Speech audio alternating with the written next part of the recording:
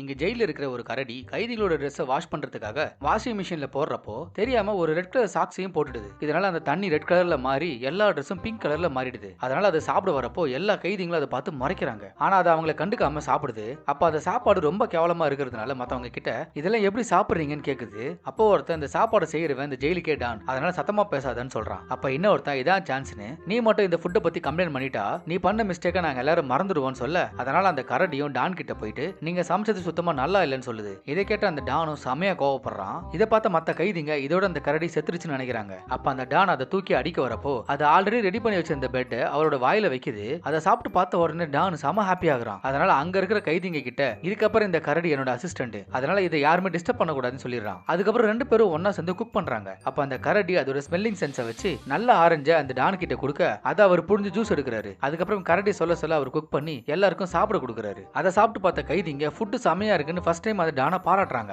அதுக்கப்புறம் கரடி டெய்லி ஒரு டிஷ் ரெடி பண்ணி எல்லாருக்கும் சாப்பிட கொடுக்குது. அதனால ஜெயிலே ஒரு பார்ட்டி பிளேஸ் மாதிரி மாறுது. அதுக்கப்புறம் ஃபைனலா அந்த கரடிக்கு ஃபேமிலி ஞாபகம் வருது. அதனால அது ஃப்ரெண்ட்ஸ் கூட சேர்ந்து ஜெயில இருந்து எஸ்கேப் ஆகி அதோட ஃபேமிலி கூட ஒன்னு சேர்ந்துருது.